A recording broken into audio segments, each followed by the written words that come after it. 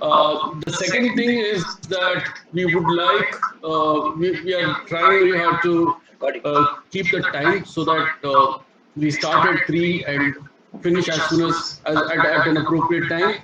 But the end time is still open because we are not sure how the course will run. So with that, I'm going to start the presentation.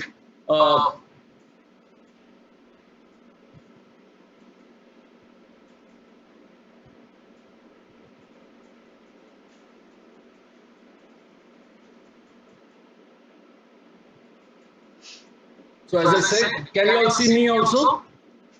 One other thing, okay, please mute your microphones also because then the noise will disturb others as well. Now, I would like to start by Guru Vandana, so my gurus and my ancestors. This is my great grandfather, Sitaram Iyer, my grandfather, Sundaram Iyer, and my aunt, Jayalakshmi, my three uncles, Suryanarayan, Balasubramaniam, and Sundaraman. And these are the people who have actually. So we started. My grandfather started the yoga class in 2021, which makes us the second oldest yoga class in the world and the oldest yoga class in South India. And so these are the people I'm very grateful to. I'm also very grateful to Ramohan sir. He's been the mentor since till now. I have been only looking inside and writing and building my website. But he encouraged me to come out and talk about my work. So without him, I would not be here. So my great pranam to Ram Mohan sir. Okay, now let's start with the normal, with breathing physiology. Now here I'm going to actually start with an exercise.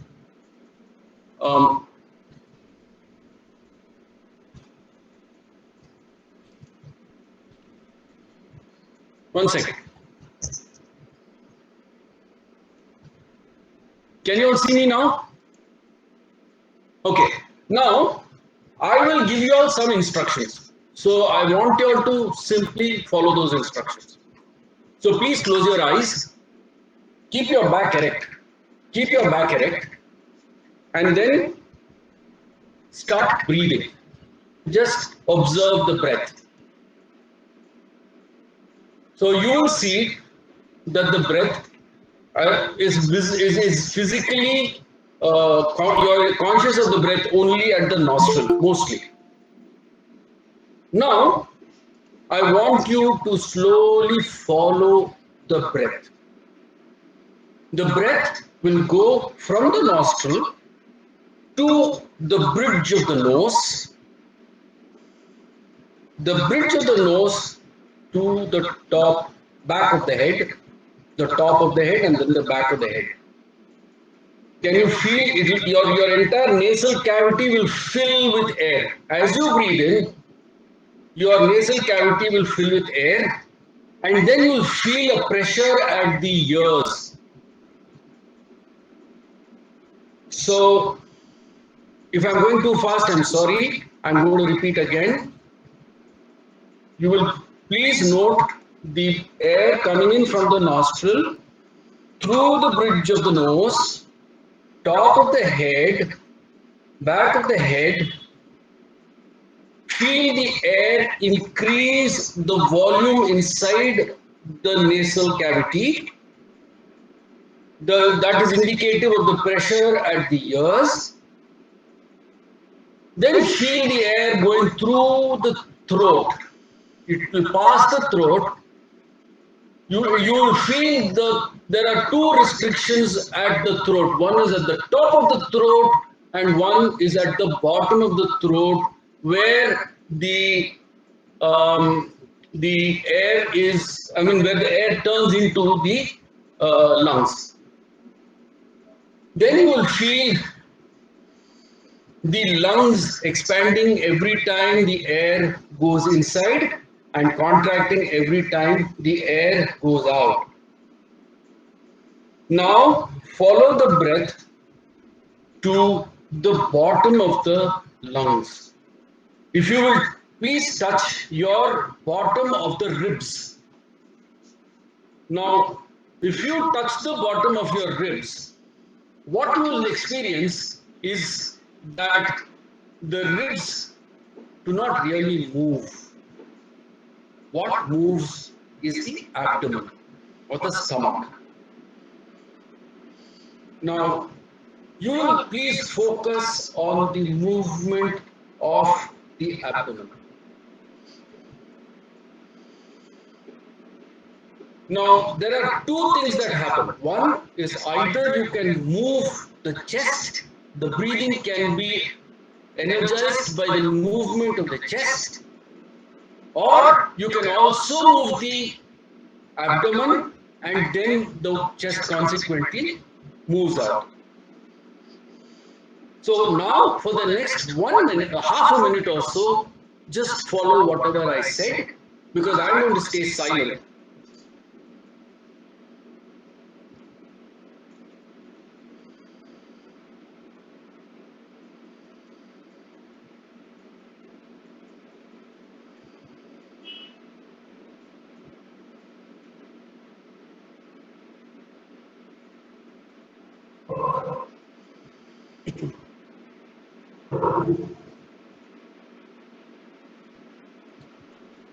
Okay, please open your eyes and let us try and understand what happened to us. What happened is, please follow the pointer on the screen. So the air entered the nostril. Okay, from here the air went into the nasal cavity. The key is that here at this point there is what is called a septum. A septum is it decreases in cross section and then it expands. As a result, there is transfer of heat. The air becomes warmer as it enters the nasal cavity. Because there is heat transfer, this part, if you touch here, you will find that this is the coldest part of your face. So that is because there is heat transfer because of the air going inside. The air then enters the nasal cavity. When it enters the nasal cavity, it then goes and hits what is called the sphenoidal sinus. The sphenoidal sinus, if you will see, there's a small little piece of bone here. This bone vibrates because of the speed of air intake, and that creates a small drumming sound. And that is the cause why we feel alive. Those drumming sounds at the sphenoidal sinuses or the frontal sinuses or the other maxillary sinuses and other things give us the feeling of being alive. So if you do this, you'll feel the movement of air around the skin, but also at the sinuses. Now what happens is that this air then goes into your lungs, which is what you noticed. Now what happens is that when the air goes in, it also hits the inner part of the eustachian tube. That is where the eustachian tube connects with the nasal cavity. And there, what happens is that the air pushes against your eustachian tube, and that's why you feel that pressure against the ears. Then it comes against your throat, as you can see here. It comes against your throat, and then it comes into your trachea. Right? Now, thereafter, we need to understand what happens inside, how the air comes inside. So, if you see, this is the diaphragm. Air comes in due to two things. One is the diaphragm going down. This can be this is always an involuntary thing. But when you become conscious of it, the diaphragm then begins to move down consciously. This is because the abdomen is relaxing. It moves down. The abdomen moves out. There is negative pressure created inside the lungs, and then the air is sucked inside. This is the fundamentals of how we breathe. And importantly, we must recognize that breath is an involuntary thing. It is not something, it is not a reflex action. If we did not breathe, we would not live. So the question really is, how does breathing impact our way of thinking? Okay, so before I go here, I'm going to stop sharing for a minute and I'm going to ask if anybody has any questions. Does anybody have any questions?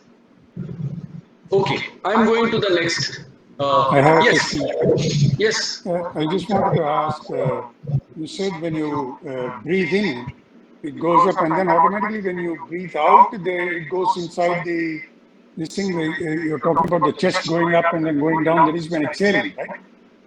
That is when you are breathing out, right? Or when you are breathing out, your abdomen will collapse. It goes inside, and then there is, because of the pressure. See, when air comes in, there is negative pressure that is created, like a vacuum is created inside your lungs. When the pressure, when the air goes out, your abdomen creates positive pressure and pushes the air out. okay. So we must understand there are two cavities in the body. This is called the thoracic cavity, and this is called the abdominal cavity. The thoracic cavity is pretty much a rigid structure. The ribs do go up and down a little bit, but mostly they are rigid and they give the structure to the torso. But the abdominal cavity is actually a very open cavity with a bag in it. The bag is called the peritoneum, in which all the abdominal organs are stuffed.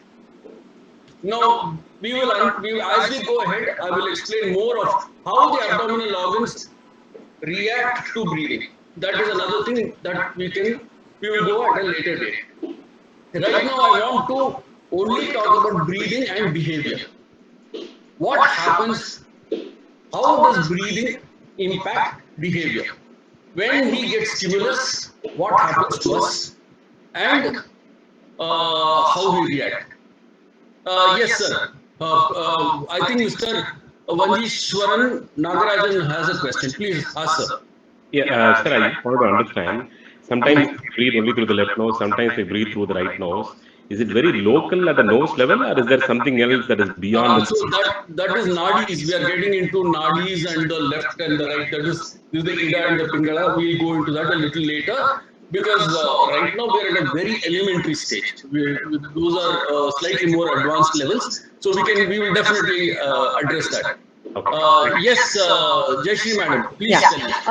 Will there be any video which can show this to us so that we can understand it in a better way? Okay, now there is, these are this particular lecture, I'm starting the video part. Okay. I'm actually recording it so that at a later date I will be able to explain it better.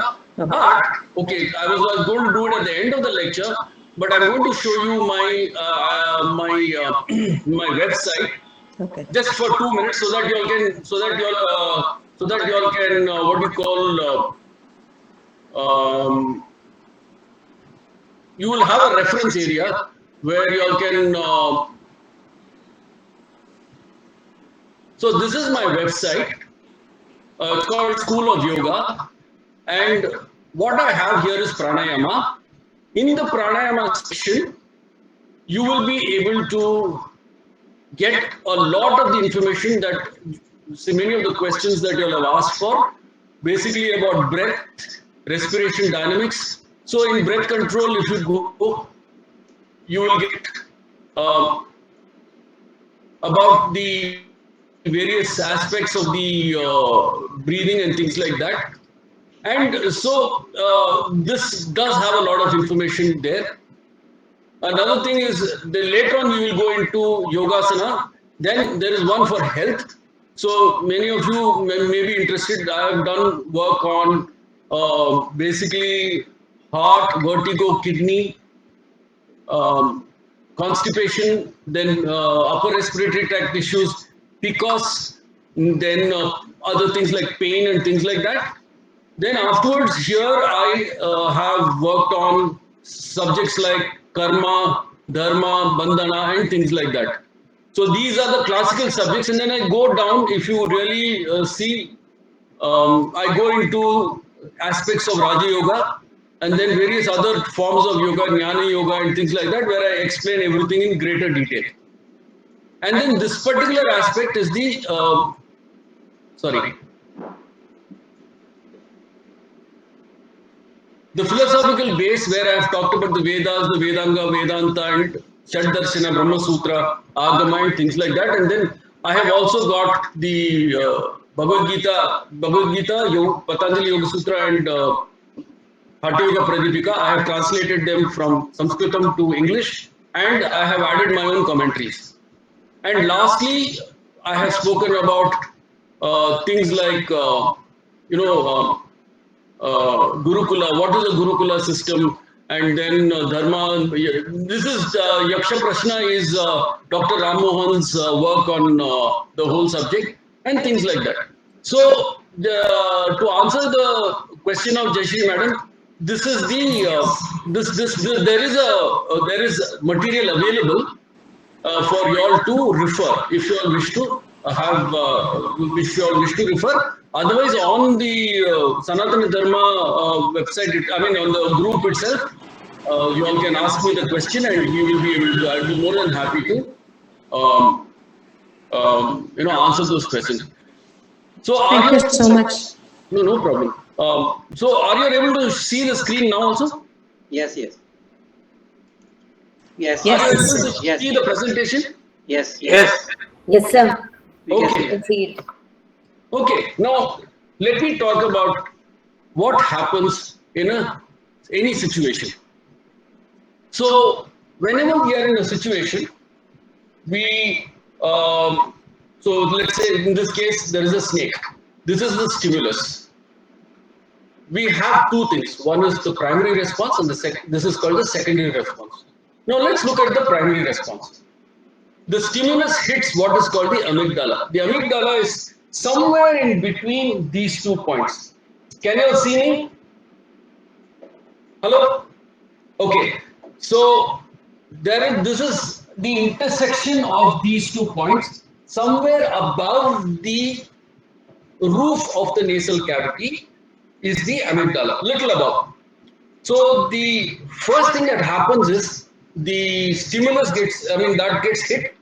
It then leads to the activation of what is called the PHA axis, the pituitary hypothalamus adrenal axis, and that will completely change the way it changes the movement of the flow of blood to prepare you for action.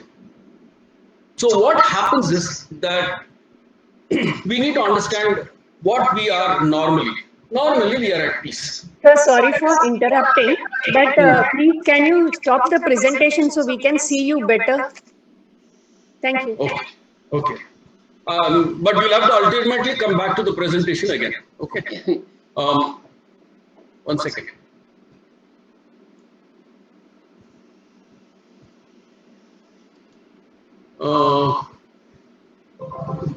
Can you see it? Can you see me now? Yes. Yes. Can you see me now? Yes, yes. Okay. Yes, sir. Okay. So when there is a stimulus, you see something. Let's say you see a snake. The first thing is that your eyes will tell your brain that there is a snake. So there is an organ which is somewhere in between, like this. This is called, it's in the intersection of these two, and this is called the amygdala. So the amygdala triggers what is called the PHA axis, the pituitary hypothalamus adrenal axis. The pituitary and hypothalamus are here. The adrenal is somewhere here at the back, above the kidneys. So so what happens is that this triggers what is called the parasympathetic system. The parasympathetic system then prepares you to meet the emergency. Simultaneously, what is happening is the body is trying to rectify it. But at that time, you have things to do. You have an emergency which you are trying to resolve. So what you are doing is trying to um, overcome an exigency. So what you do is that the body, the blood supply changes from going from the stomach and other things to prepare you for action. So let's say from the stomach, so digestion gets impaired and the blood is transferred to the back of the hips, the thighs, and things like that. From the ears, your blood supply will go down. Your vision will become a tunnel vision. So where you would have had open vision for everything, suddenly it will become a tunnel vision where your focus will go into a tunnel type in order to meet the exigency.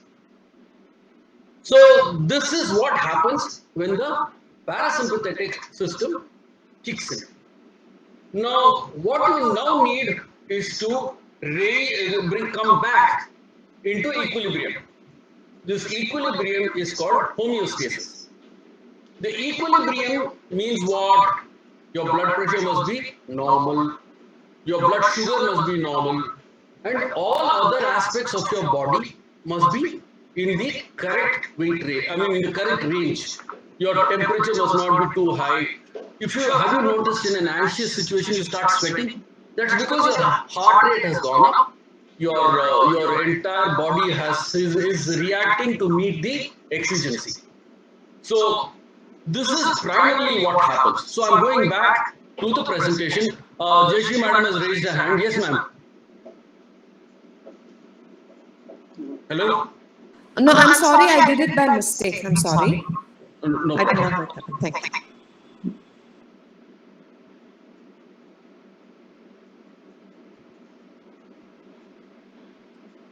Oops. Um, Hold on. I think I've made a mistake. Please wait.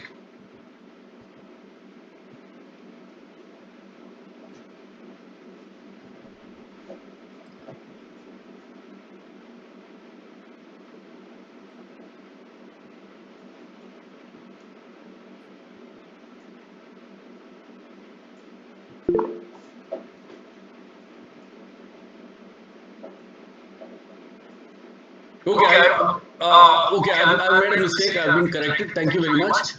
Um, it's the sympathetic nervous system which does the fight or flight. This. Thank you very much for correcting me. I do get a little confused sometimes. Now,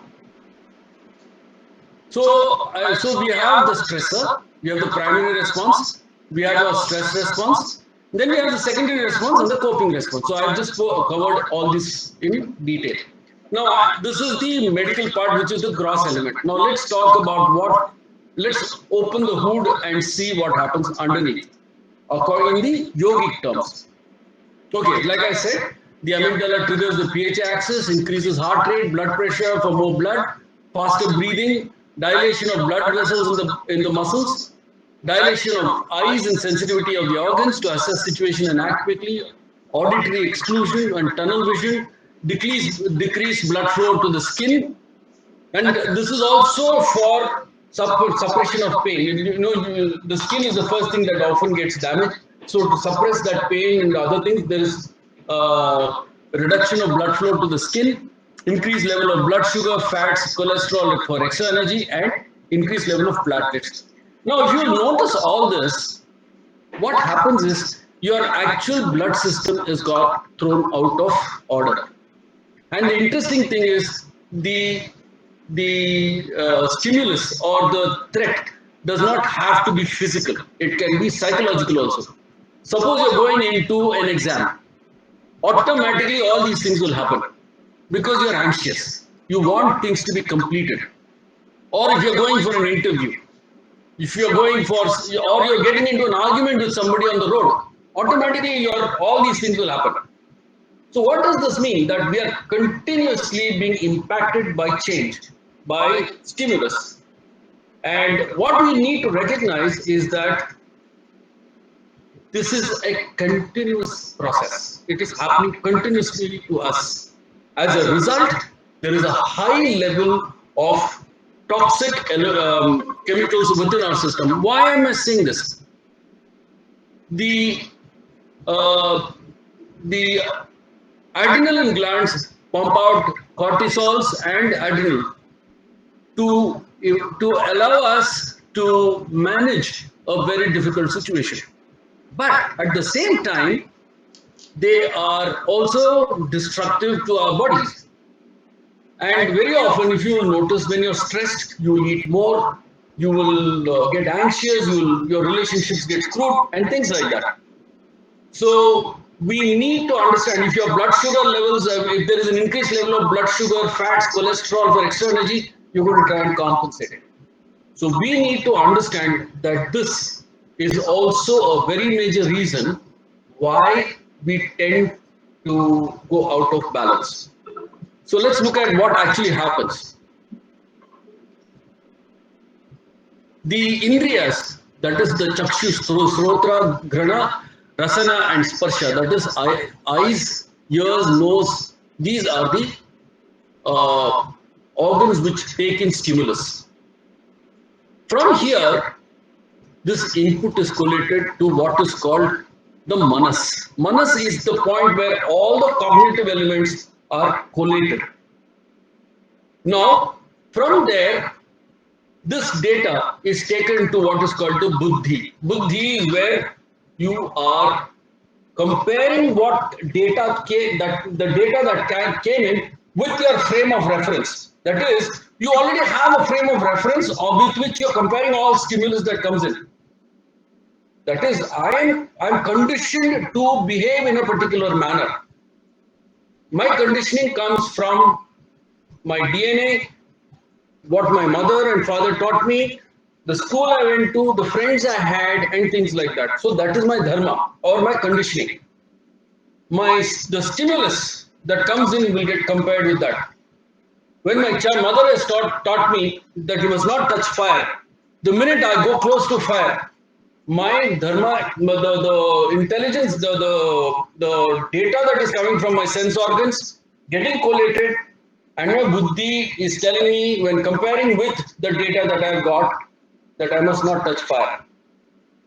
Similarly, so where then there is the second element of dharma. The dharma is actually based on my sense of self. Who am I? What am I? What kind of a person am I? This is what I am. My core of existence. Why am I existing? That is what drives everything, and that is called asmita. So there is a dual relationship between who I am, there is a layer of what I have been conditioned to believe is right and wrong or good and bad, and then based on which I present myself to the world. My presentation to the world and my view of the world is driven by that. And that view of the world is called Vijnana, what many people call science and things like that. Actually, it is the existence of the world and the way I look at the world from my point of view. That then goes in, then when I look at what comes to me and why it is coming to me, I start reflecting on the principles, my principles of existence. And that comes to the core, which is called myself. What am I?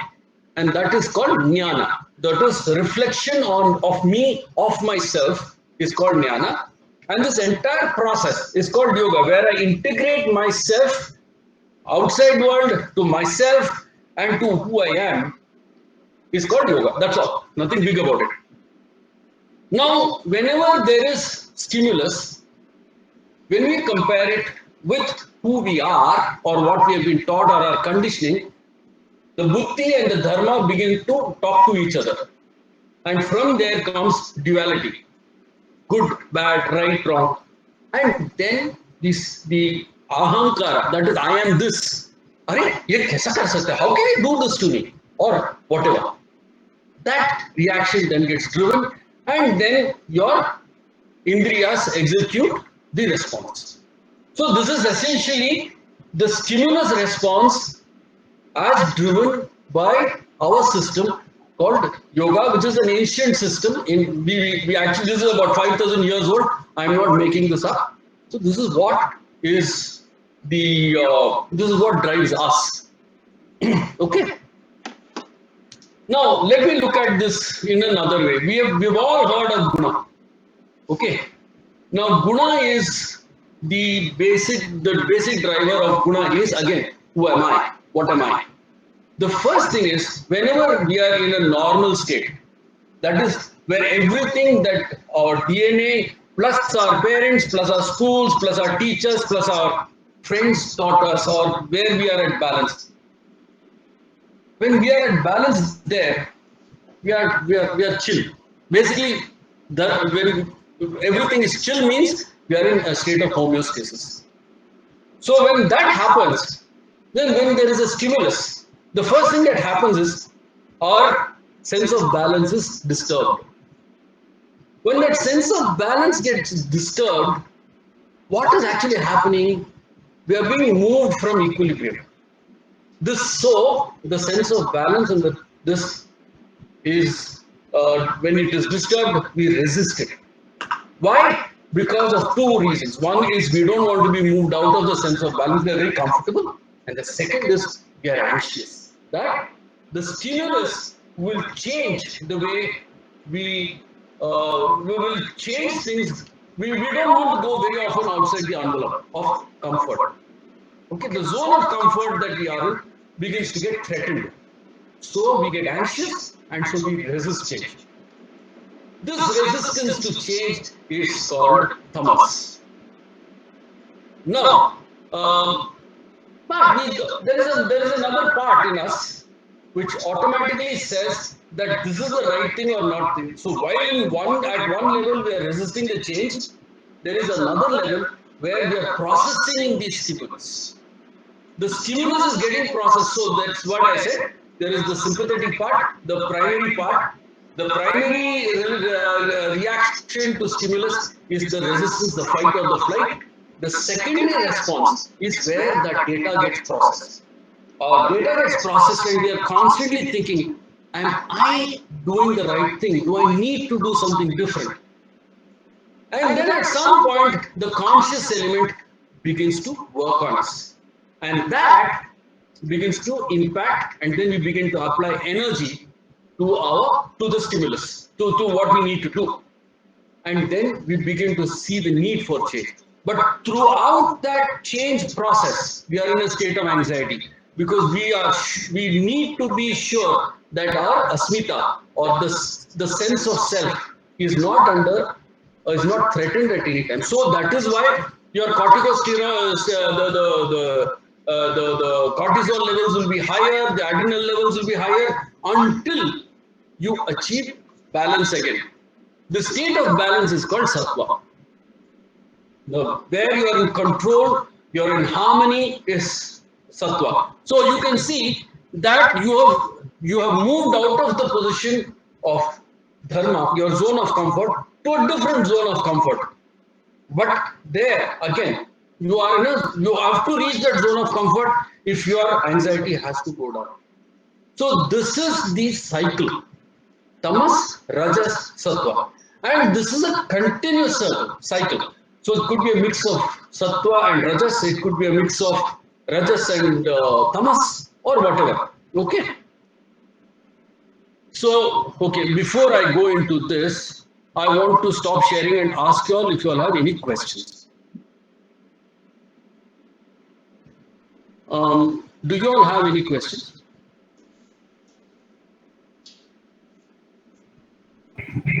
Yeah, can I ask you the question? Please.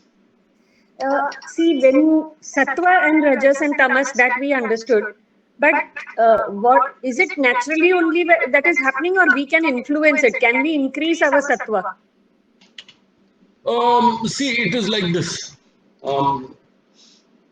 You can obviously increase your sattva, but for that you have to do. So how do you increase sattva? By practicing pranayama. What happens when you practice pranayama? two things happen. You're moving from a reflex response, which is what your response is, isn't it? Your normal response is if you see a snake, you will want to run away or you'll take a stick and beat it. Right. But when you start breathing it, when you start getting conscious of your breathing and start controlling your breathing, what happens? You don't respond immediately. So you reduce your instinctive response and allow your secondary response mechanism to react. So when the secondary response mechanism begins to react, your natural inclination to take a stick and beat it or to run away changes, and then you look at the snake and then actually lift it and put it away. So you evaluate the threat in a better manner. As simple as that. So when you do that, your sattva component increases. No, your rajas is always there. You're lifting it and taking it away. But within yourself, your homeostasis is not that badly disturbed. And because your homeostasis is not so badly disturbed, the amount of cortisols and the adrenaline and other things are lesser, and you need to put in less effort to burn it out. Beautiful. Very, very well said, sir. Thank Beautiful. you. Is there anybody who has any further questions? Okay, so I'm going to the next part of the presentation now.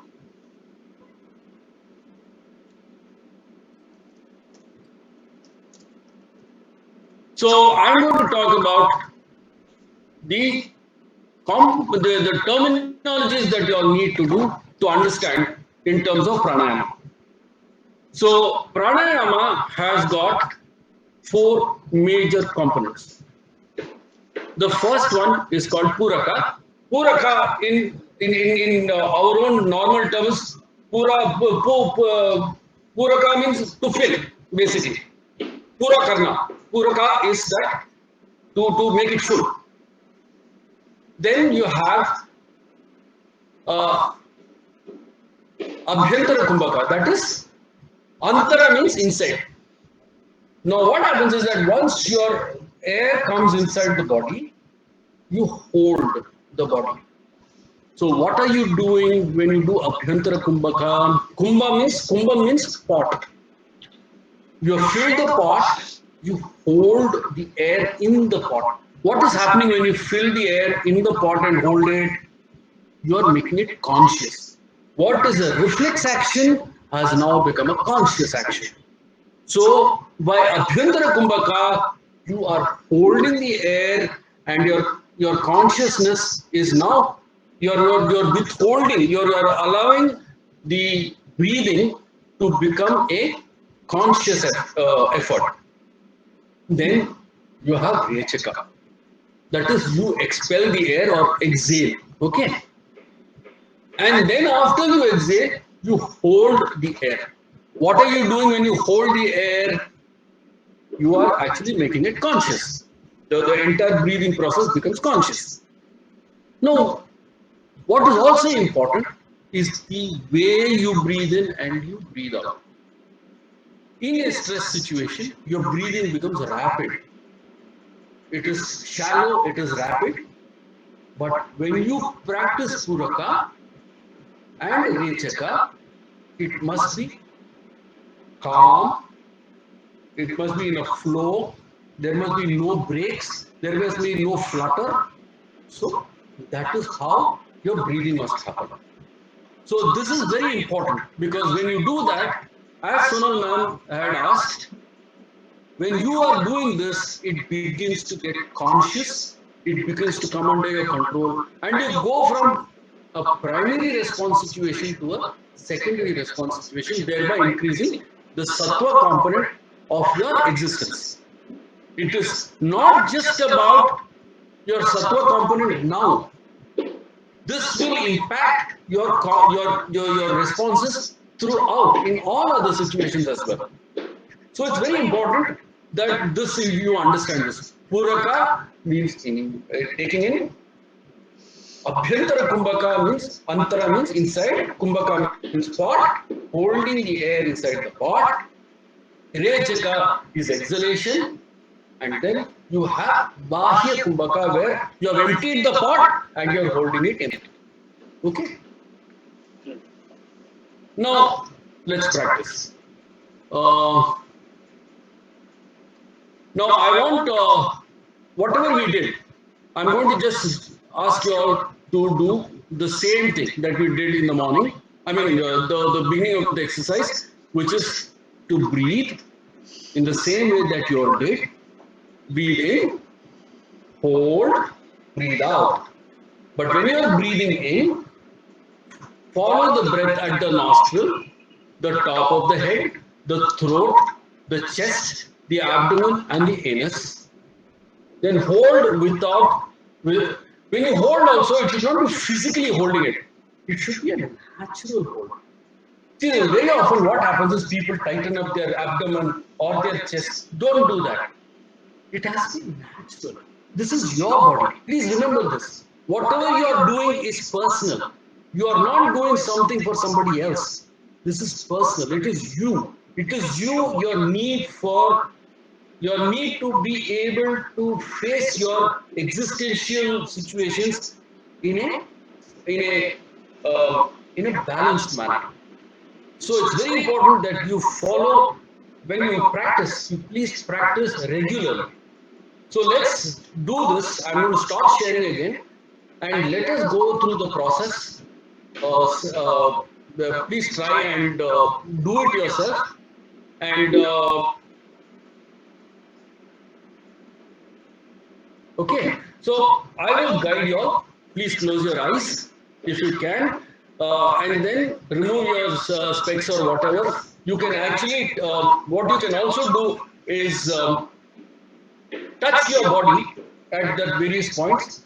But what is now important is I'm going to request you all to please make sure that the breathing that you do is calm, it is in a flow, it is without flutter, it is uh, it is at peace. You are at peace.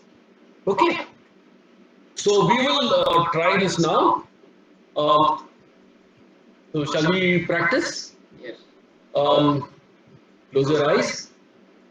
Breathe in slowly. The breath must be without any flutter. Breathe in. Hold the breath as much as you can. And then breathe out. So when you are doing this, make sure that your abdomen is not under pressure. Breathe in, hold, breathe out, hold. So I'm going to leave you all alone for about 1 minute. So while you all test this out, and then I will explain one more point in breathing.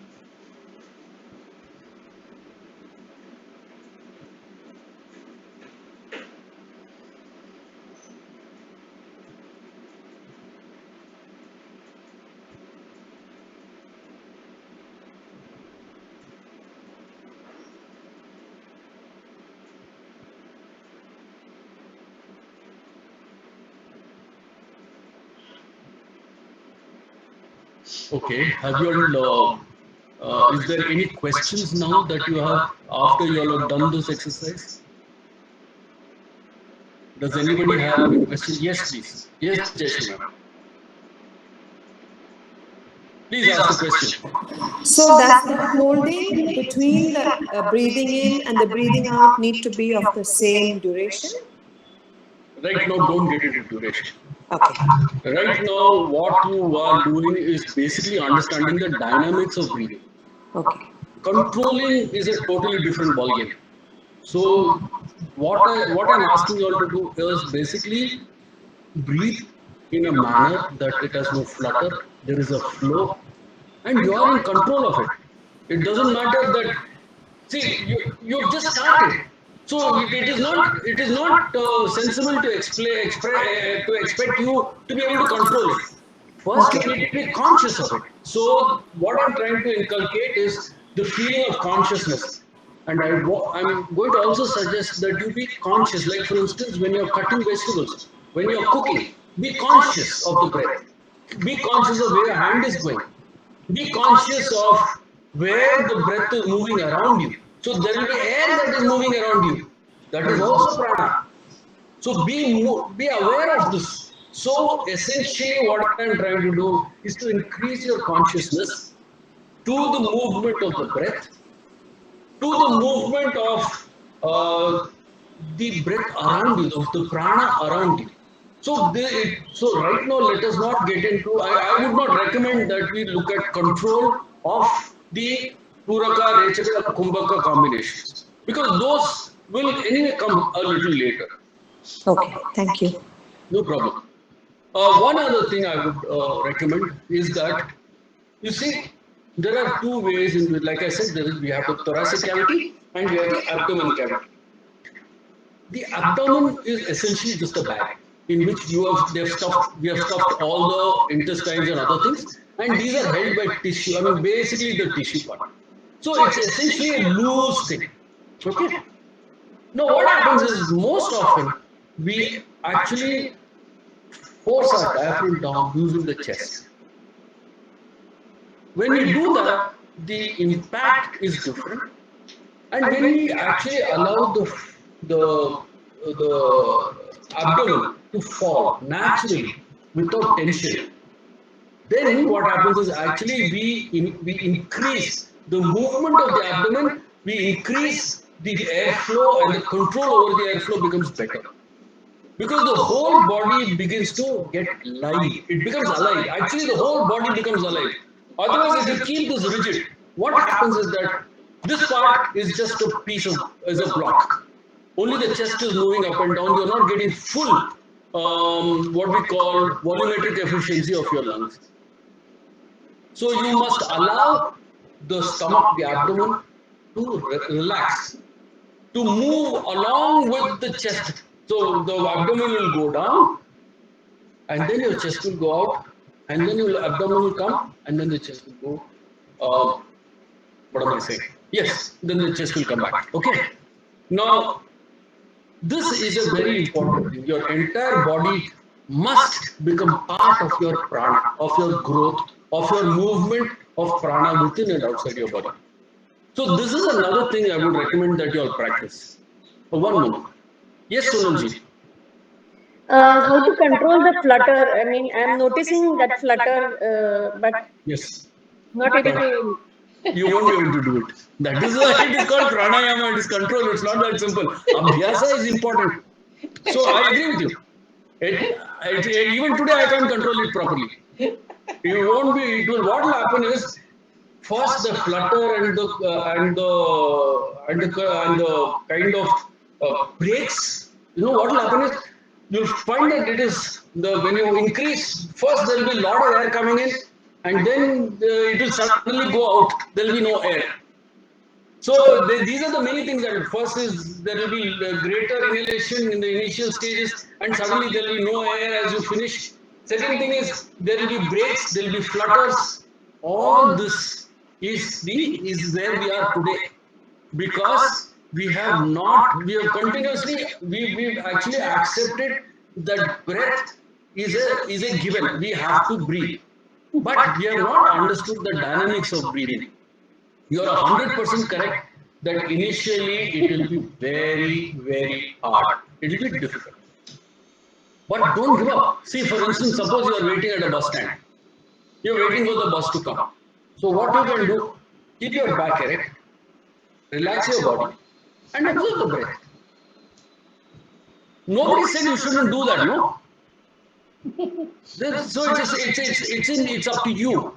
The more you observe the breath, the more you pacify the breath, you keep it calm, you will find that you are more stable, you are more peaceful, and you actually become a better friend. You actually people will start wanting to be with you. So because you're in balance all the time. So I agree with you. It's going to be hard, but don't stop the practice. That is why I have not gone into control yet.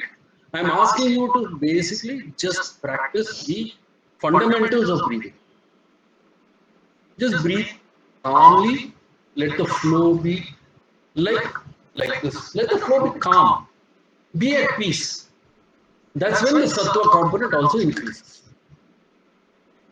Have I answered Thank your you. question? Yes, yes, thank you. Is there any other question?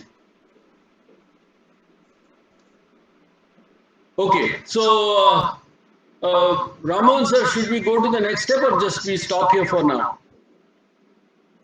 Yeah, I think we have more than 10 minutes. You can go to the next point also. Okay, so would see last time people told me that the session was very heavy on theory. So actually, the theory part is an important part. I wanted to ask you all if I could go and talk a bit more about the existence of the self part, because it is a little heavy, I know, but it's a very important part in terms of why we breathe and how we breathe. So, if you all don't mind, I'll just spend about okay. I will talk about the self. Okay. Now, um, you see, whenever we so we have the core. There are three parts. One is called the Stula Sharira, the second one is called the Sukshma Sharira, and third is called the Karana Sharira. The Karana Sharira is what ultimately we need to understand. Today's breathing was reflex, which is the Stula Sharira or the gross body. It happens. It is happening because we are born, whatever. It is happening. Then what happens is that we become conscious of it. We become conscious of our existence. And then we wonder, why am I alive? What is the reason I am alive? Why am I doing all this? So, what is this tamasha? So, once you start looking at the tamasha, then you start realizing that I don't know a lot of things. So, what is it that we don't know? Then comes, we start opening the hood. In automotive parlance, we say we open the hood. You open the hood and you look at the engine. And then you try to figure out how the engine works. So when you try to figure out how the engine works, first you must know the components of the engine. No, that's what we have done today. We opened the hood, we opened the bonnet, and then we have looked at the engine, the battery, and the other components. Then what we do is from that we begin to see, oh, this is an electrical circuit, this is a fuel circuit, this is a hydraulic circuit. So we start looking at those components individually. And then we start wondering, how does electricity flow? How does fuel flow? How does fuel burn? How does the engine get power? All of that. So the same thing with the way we are doing today. The business of yoga is not just about practicing asana. It is slowly going from that is a car to opening the bonnet, looking at the engine, saying that, oh, this is the engine. So from there, you've gone to the next level, the engine. Then you start wondering what are the other components around it. And then you start slowly going, dissecting each of those, going to the next and next and next level until you come to the conscious state, where you say, okay, this is metal. Metal is what? What is metal made of? How does metal interact with fuel? And things like that. Now, that is precisely what we are doing with ourselves. This is the car. We have now started opening the bonnet. We started looking at the engine. We started looking at the various components. We say that we have a nose, we have an eye, we have a ear, we have this, whatever. And then we start saying that the air is going inside. How does the engine function? How does the car function? How does the car relate to the external environment? So we are the car. Just as, so what happens is that we need to also get into the business of what am I, why am I doing what I am doing, and how does my action impact me as well as the external environment. So this entire business of yoga is not just about learning to breathe, learning to exercise and things like that. It is a holistic business of how to live fruitfully and slowly understand why am I alive, and then find the solution to that question. So, I will be over the next few weeks as I explore, try to give you snippets of this particular aspect, which is to a large extent a little complicated, but nevertheless is required if you want to understand why you are alive. So, before I close, I would like to also just request you all to please give me feedback, because this is my first program, structured program, and I would obviously want you all to remain as part of this group, and I would like you all to be benefited from whatever I'm doing.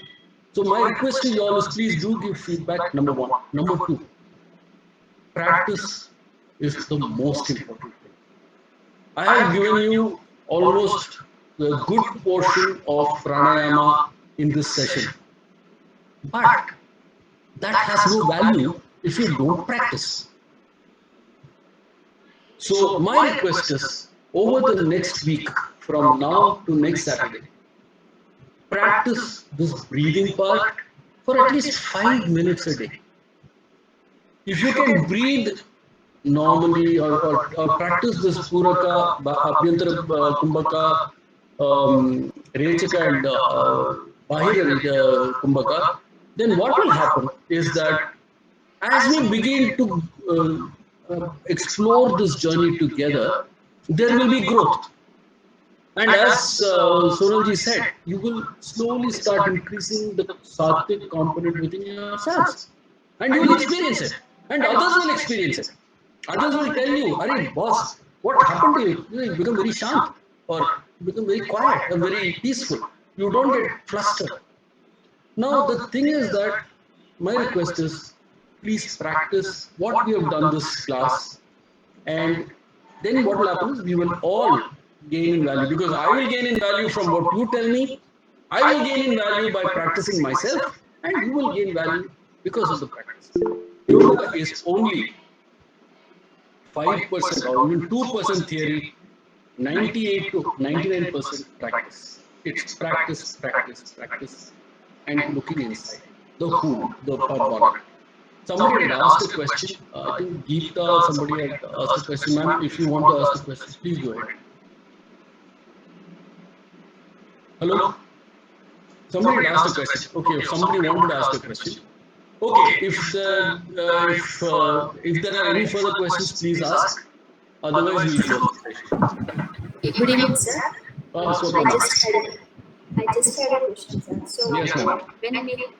when we have this stimulus, you say that when you open the hood, initially the sympathetic nervous system is the one which responds, and then the parasympathetic nervous system, you say. Is it right? Is it that way? I'm a little confused because I got corrected somewhere in between.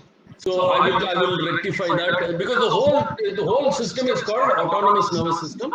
One part is called parasympathetic nervous system, one is called sympathetic nervous system. I'm a little confused right now. That's okay, sir.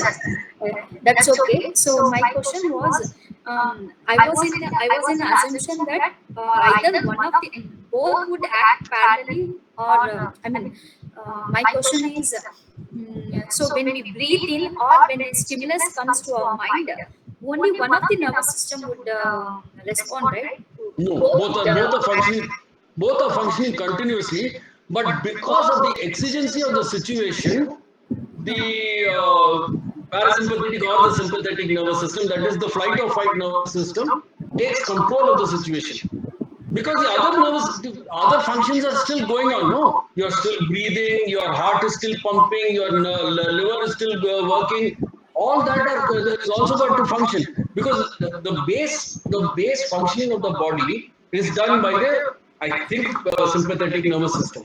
The parasympathetic nervous system is the reaction that is based on the sympathetic nervous system. So the nervous system it cannot stop functioning. If one nervous system stops functioning, you will die. Thank you, sir. One other doubt was, so when we are taking deep breathing, when we inhale slowly without any fluttering, you said at one point from the top of the head, and then before entering the throat, there should be pressure at the ears, right? I am not feeling the pressure at the ears. If you are not feeling pressure at the ears, it means that you have managed to balance the breath between the drop of the abdomen and the chest. Either that, or you are controlling your breathing through the chest. So the thing is that you see what happens is that if indication of no pressure at the ear is actually meaning that you have been able to regulate the movement of air. You understand? If the movement of air is regulated, then you won't feel pressure at the ear. If the movement of air is calm and without any pressure, why won't there be pressure in the ear? Okay, sir. Thank you. Thanks a lot, sir. No problem. So, any other questions? Okay, so I'm going to thank you all. All this information is available on the website, so you all can read the website, and it's available there. Don't worry about the presentation is basically for me to be able to tell you all what is going what it is. The information is completely, in fact, more information is available on the website itself. So please do go to the website and read it. And if you have a doubt, please ask me. You've got the Sanatana Bharatam WhatsApp group. You can ask me at any time. And even during the practice, please ask what is happening, whether it is this is okay, this is okay. Like Swapna ma'am had asked, this is I'm having no pressure in the ear. And Swapna madam, you might actually feel pressure a little later. So don't think that it's the problem is solved. No, it's not. You have to figure out why it is not. So that is something only you can find out. Nobody else can find out for you.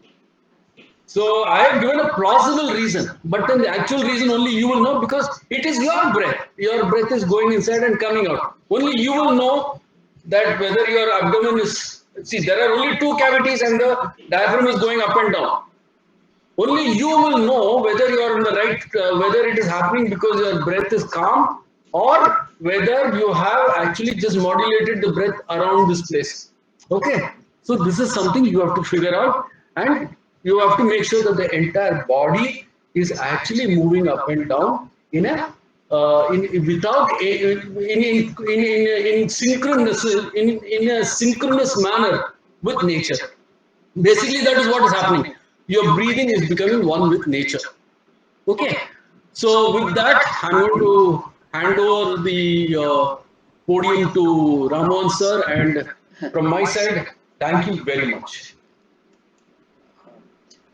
Thank you for that excellent presentation. We have just changed the system, our group settings, to allow all the participants to give the feedback in the same yoga group. So anyone who wants to give feedback, please do it by replying into our own yoga group for next few hours. So you're free to do that. Please, we will welcome feedback based on that. The feedback. Yes. How can we make it simpler? How can we make it such that you feel inspired to practice it? And how can we add value to you? Because there's no point in doing this if you don't practice and you don't feel value addition to yourselves. So please give feedback on both these issues. How can you simplify? How can you inspire you better? Thank you very much. Thank you very much. Thank you very much. Thank you. Thank you. Thank you. Thank you so much. Thank you. Thank you. Thank you. Thank you. Namaskaram. Pranayama. Namaskar. Thank you.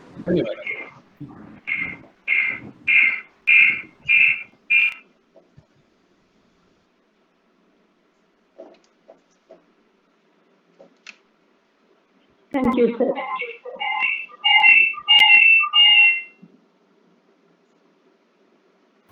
Thank you, sir. Namaste, sir.